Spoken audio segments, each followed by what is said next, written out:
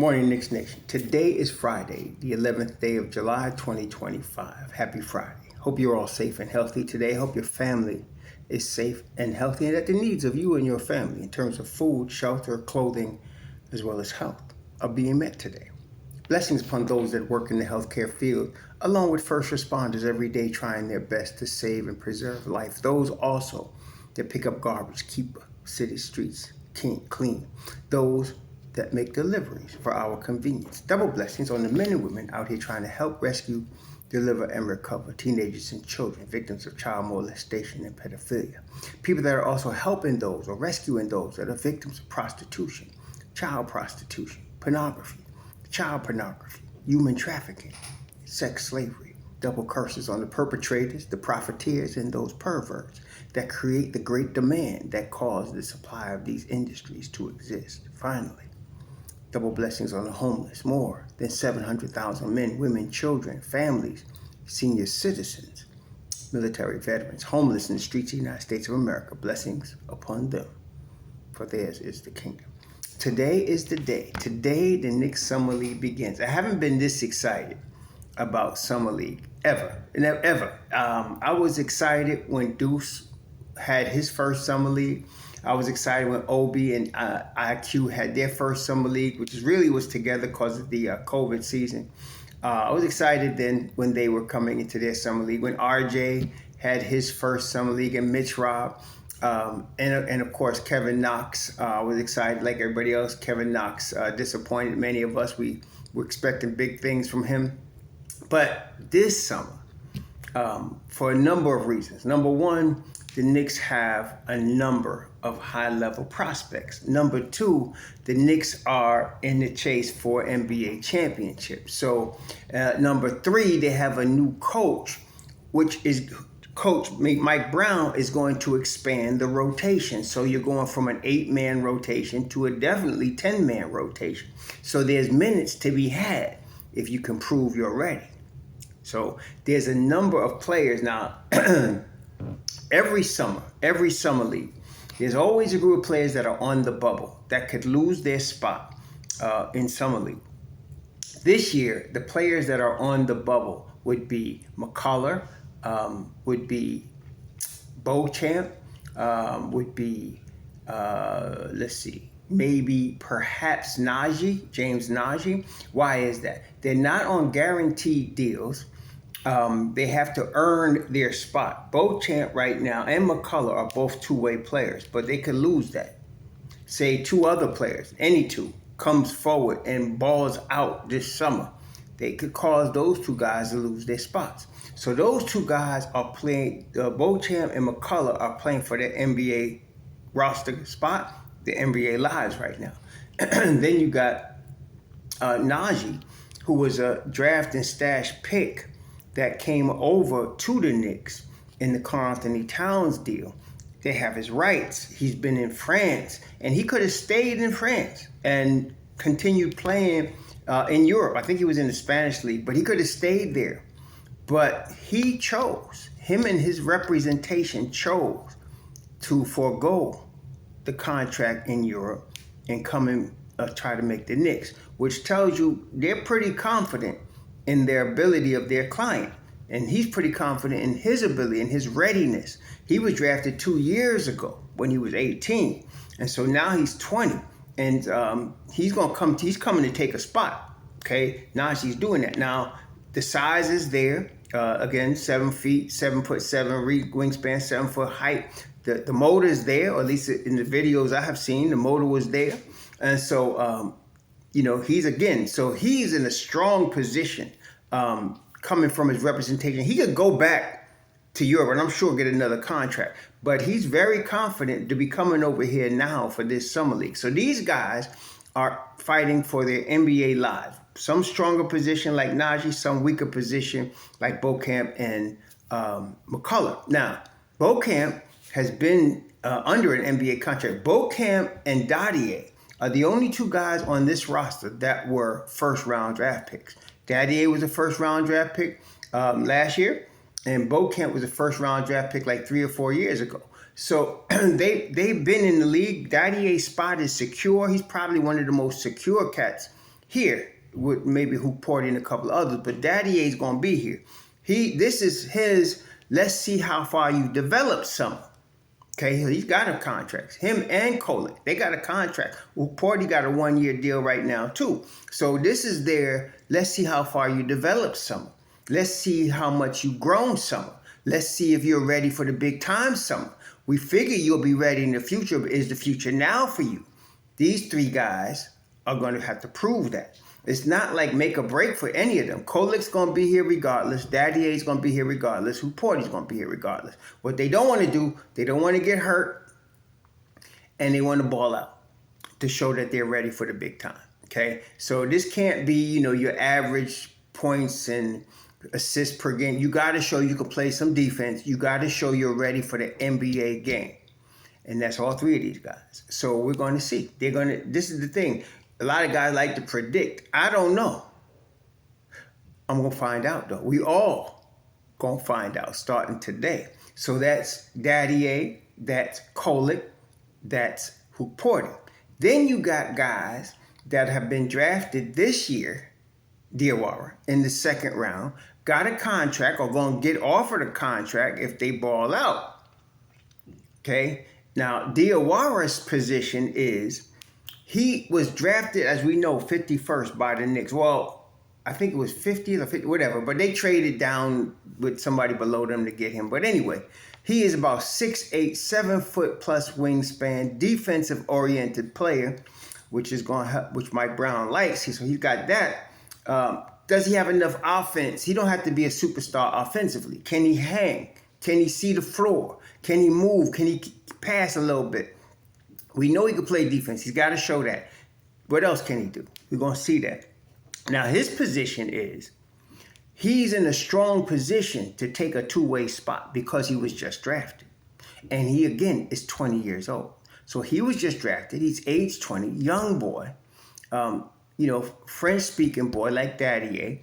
And, so that puts pressure, again, on Beauchamp. That puts pressure on Anton Watson. That puts pressure on McCullough. Because this young boy could take one of their spots because he was drafted this year. He's 20. He's got upside. They can easily stash him in the G League and let him develop there. Or if he balls out, he could get a contract. It's open for that too. Then there's Dink Pate or Dink Pate.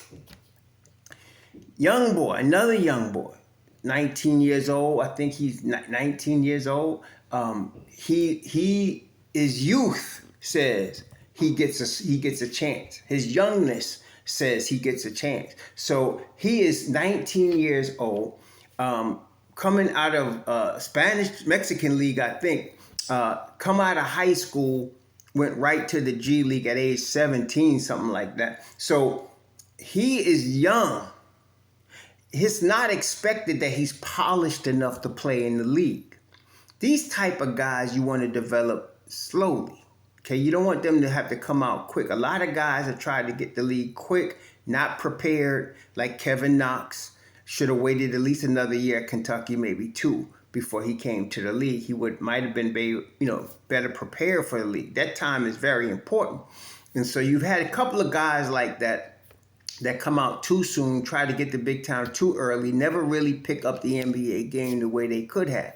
So you want to be careful with a guy like this. So Dink Pate is not really playing for a roster spot. He's another guy that's playing for a G League contract. Again, that puts a lot of pressure on Beauchamp and on McClure and on Beauchamp, McClure, and who else? Watson. It puts a lot of pressure on them guys.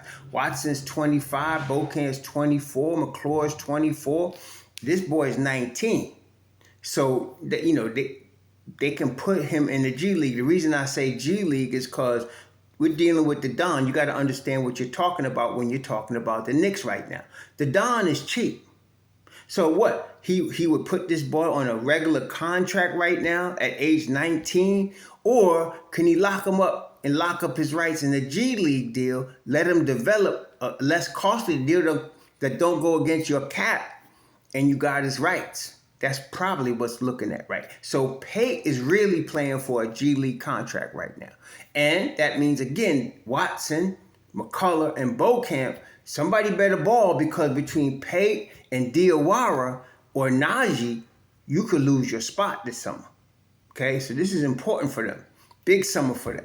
Then you got the unknowns. I don't know nothing about Udai Baba. I don't know nothing about Jamal Bay, Bawali Bales, Jaden Campbell, Day Grant, Nick Jordan, Lucas Skuka, whatever his name is, and Lance Ware. I don't know none of these heads. Okay, so to me, in my view, they long shots. They got to come in here and try to earn something, because you got bigger headliners ahead of you right now. Guys that have been drafted, guys that are coming over from Europe, guys that are first round picks. You got bigger headliners ahead of you. So you got to show balling to be on this team. For those guys, they really got to ball out, and if, again, you're talking about Diawara and Pate already got the inside track on 2 G League deals. You already got Watson that's on the bubble, and he going to be fighting for his NBA life. So you got him and McCullough, again, on the bubble. So we're going to see. This is what's exciting about this. They're going to be coming at it full tilt this summer. You're going to see all of them playing like it's the playoffs. Got other guys like Kolek and Daddy, just got to show where they at. Najee's trying to make the roster. Najee ain't really trying for no G League contract. Najee trying to make the roster. If Najee makes the roster, somebody got to get cut. See? Again, if Najee makes the roster, they really only have one vet min roster spot and one rookie contract roster spot. Now, the rookie contract roster spot, that is what what's his name? That is what Diawara's trying to get. The rookie contract roster spot. He's trying to get that. He's in position to get that. He's the rookie. He's the only drafted player on the Knicks roster this summer. Drafted by the Knicks, okay, from 2025. So he's there. Guys gonna be fighting for this money right now. Fighting for this money, man. So Diawara is looking for that contract spot. That means Najee's got to cause somebody to get cut. I mean, your possibilities, and it's gonna be tough. I mean, they're not cutting Yabusele. They're not cutting Jordan Clarkson. They're not cutting Deuce McBride. They might cut Kolek or Ariel Hooporti. I doubt if they cut them. But if Diawara wins this spot, somebody's losing the spot. If Najee comes in and balls out, somebody's losing the spot. This is what I'm saying. This is the most competitive Knicks Summer League I have seen in a long time. When Deuce was coming into Summer League, it wasn't competitive because he was going to be there. He just wasn't going to be playing because he was coming in Thibodeau's system of development. Also with IQ and Obi. When they came in their Summer League, they had already played their rookie year. They were already established in the rotation. They weren't fighting for nothing except to see if they can impress for more minutes. And then Kevin Knox, he was a first round, 8th overall pick. He was going to be there. Okay, and then there's Mitchell Robinson coming in the second round. He has something to prove, and he proved it, and he's still here, right? So this summer, though, people are fighting for their NBA lives. Now, as far as that veteran contract that's still available, please don't come on my channel talking about old-ass Chris Paul. No. I know they're monitoring him, but y'all should know by now. They do due diligence on anything that breathes. That's how the Don does it. Okay, if they're going, Dr. J was coming out of retirement. If Grant Hill at age 52 was coming out of retirement, they do due diligence on him too. That's just how they roll. Okay, it's not meaning that they're gonna really do it unless the Don is trying to do his former client a solid. That's always possible too. But in terms of actually helping us win this chip, we need Landry Shamet back up in here. Period. End of story. Okay, and if it ain't Landry Shamet, give me back DeLon Wright then, daggone it.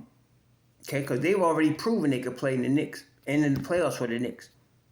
We don't need to be speculating on some old-ass Chris Paul, 100 years old. Come on now. Don't bring that to me today. I'm not into it. They ain't got time to waste. And that's all I'm going to say on that. So, we got a very competitive summer league starting at 6 p.m. today. I'm going to be watching it. Shabbat, really, I really start shutting down at 6 p.m., but I'm going to make an exception today because still going to be sunrise, sunlight. I could watch an hour of this mess, and then chilling out. Usually about 6 o'clock, I start shutting down, getting ready for the Shabbat. But today, since it's going to be sun, and, I'm going to watch this mess for about an hour, man. I want to see this. This is big time. So, Dadier, Kolick, Porty, Watson, Beauchamp, McCullough, Najee, Diawara. There's some stuff to play for this summer, y'all. And whoever comes out, whichever cream rises to the top, is going to be good. You got to have, first of all, if any of these guys is here, whoever's on this roster in October or September, whenever training camp starts, would have proven that they belong. Okay? Now, I'm not talking about Kolick and Dadier. They're going to be here, like I said. They ain't got nothing to prove except showing us some development. That's it. But they ain't got to worry about it. Porty, really, he ain't going to lose his spot. He's already proven. He just needs to be healthy and to show that he's what we thought he was, which I'm pretty confident he is. But the rest of these cats, you're going to see what happens, man. It's on today. It's on. Now, hopefully nobody gets hurt. Everybody's at full health and ready to contribute. There's some rookies already hurt in the summer league. See, that happens every year. And it short circuits some careers, man. Got to be ready. I remember Kyra Lewis. My man over at Nick of Time TV, Jay Ellis, was high on Kyra Lewis. I liked Kyra Lewis. I think he was coming out of Alabama. He could ball. He was 170 pounds. He tried to gain weight fast to prove to the NBA that he could handle the physicality and messed his knee up. Now he's back in the summer league, back to 170. He had went up to like 200, messed his knee up. And now he's back at 170. He could have short-circuited his career behind that. Went to New Orleans and messed his knee up. Hopefully, guys like that. That's what I'm saying. There's always stories like that. Somebody comes in trying to prove something too fast. And usually it's something related to trying to show they can shoot or trying to show they can play defense or trying to show they can be strong enough so they gain too much weight too fast. That's why I like Kolick over the last 12 months. Some of y'all was trying to push for him to be in the rotation last summer, which was stupid. He was nowhere near ready, and he still wasn't during the season. But during the course of the season, he could use that time to hit the weight room, get his diet right, and get bigger so that he's stronger naturally, organically, muscular now. And I still think, he's a little older at 24, but let's see what he got. This is what I'm saying. So you don't want to rush it so he can get there quick. Everybody wants to get there yesterday. Sometimes you got to wait on stuff. But we don't want nobody to get hurt. Everybody come as in shape as you can with your hard hat on, ready to fight. And it's on at 6. Y'all enjoy your weekend. Sure.